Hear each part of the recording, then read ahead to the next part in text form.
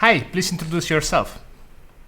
Hi, my name is Jonathan Fentzke. I'm a space scientist by training, and currently I'm the managing director of the Techstars Allied Space Accelerator, which is a multinational collaboration with new space technology companies in Europe and the US. Jonathan, what's your definition of new space? Oh, well, for me, new space is the development of people's passion for space without the normal resources associated with traditional space companies. As everybody knows, we have, at least in the United States, these prime contractors, the large Lockheed Boeings of the world, but they all started as small companies built by entrepreneurs and essentially catapulted to greatness through unfortunate international events like world wars or other conflicts or space races, of course, between the US and Russia in the early days with Sputnik. But today, new space is really about entrepreneurs who have a passion for space and believe that they can change the business model, basically not relying on any government or nation state to be their primary customer, even though they do usually become a component. So for me, it's not necessarily new space. It's how space started. It's just a new rev.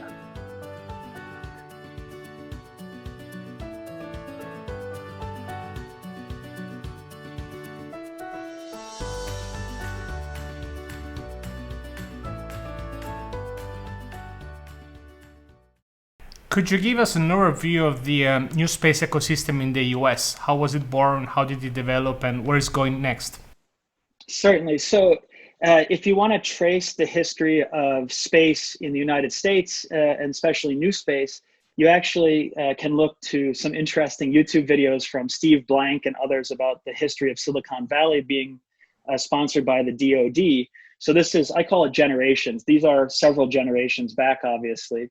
And today, the new space ecosystem is really born out of the universities within the United States, the labs and the collaborations between the government and the commercial, and as well as the commercial and the university system. So you have hotspots.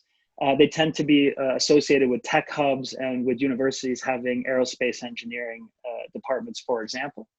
And that interaction is built, that ecosystem is built because of venture capital. These are people who want to risk their own or other people's money on the belief that they'll create new and interesting value.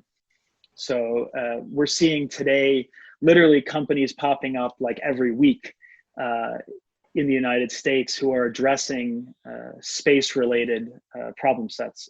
I should just say that for me, space is infrastructure for a modern economy and decision making. Most people think of space just as rockets or spacesuits, but there's a whole value chain within new space, from launch to data analytics and hardware and software systems, and then federated systems, of course, meaning lots of different things interacting with each other. So that's like communications, 5G, that sort of thing.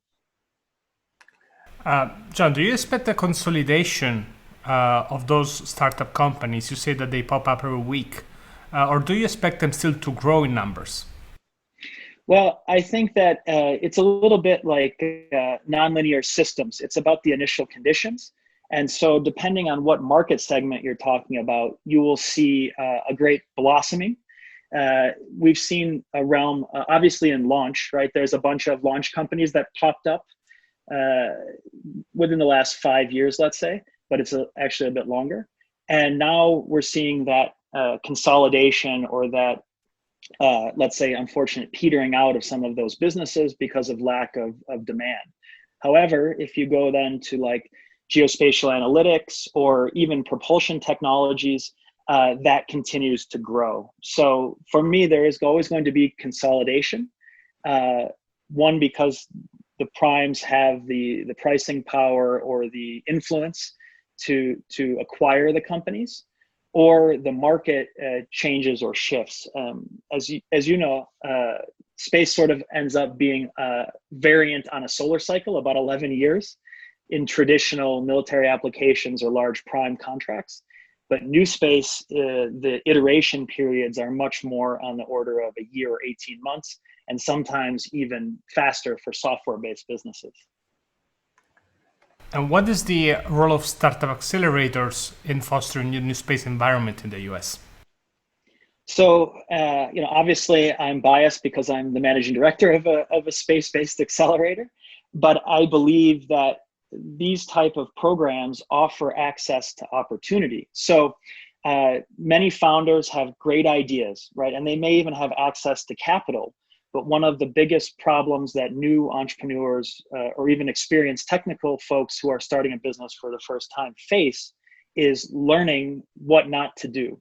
And so an accelerator allows you access to mentors and to capital and to other like-minded individuals to help you figure out, don't make the same repeatable mistake, do something differently, or accelerate through those common sticking points in product market fit or in product development, as well as capital raising. So I'm very happy that there's a growing number of accelerators, both in the US and internationally, that are embracing space as a thematic or a focus area to help founders find, like-minded individuals and help get better access to markets, which tend to be very opaque without those relationship-driven opportunities. Could you tell a little bit about your story, your entrepreneurial path, before you came to the accelerator? So I always start out that, I'm a guy from Buffalo. It's a blue collar town in Western New York State near the border of Canada. And nobody told me, you could be a scientist or an engineer growing up. I got lucky during my college years to work on James Webb Space Telescope research and development. This is almost 20 years ago now.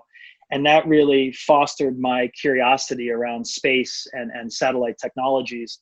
I went on to earn a PhD in aerospace engineering and worked at some national labs, including the Johns Hopkins Applied Physics Lab. And I worked on NASA-related activities, US Air Force, and the National Science Foundation. I had a growing frustration about the rate of technology adoption. And so I started my first company almost 10 years ago. And from there, it was like this adrenaline rush of working with great teams and technologies to solve real problems for real people. That eventually led to a company called OmniEarth, which I sold to a private equity firm a few years back. And we were doing geospatial analytics and satellite-related services. So that's sort of my short journey and my story of how I became an entrepreneur and now investor and mentor to other founders and startups around the world. What is your advice to new entrepreneurs seeking for an accelerator program? What should they look for and what are the pitfalls to avoid? Certainly. So when you're trying to decide on an accelerator or not, the answer is always yes, do an accelerator. Because no matter what stage you're at, even if you've raised capital or you've started a business before, there's so much you have to learn and access to opportunity. I always bring up Daniel Faber as a great example, the CEO of OrbitFab, which is a Techstars company. He is an experienced entrepreneur, but that accelerator experience helps draw in talent, investors, and market opportunities much more quickly. So the things to avoid is, I always say to technical founders, avoid sort of the hubris that you're right? Let the market tell you what they need. Let your technological insights drive you, but let the market steer you, and don't be afraid to embrace things you don't understand, like product development, sales, fundraising. Find other founders or potential co-founders to bring in, and then of course early employees to help you round out what is usually a great technical team, because you also need to think about your positioning. You need to think about how your technology can be adopted by the market. And these are all things you can explore through an accelerator much more quickly than you would on your own. So basically, don't waste other people's money figuring it out. Use the accelerator to get there faster. Thank you so much for your time, Jonathan, and best of luck on anything you do Techstars. So much appreciate the opportunity, and please come join us at Techstars, be a mentor, be a ecosystem participant. We'd love to have you. Cheers.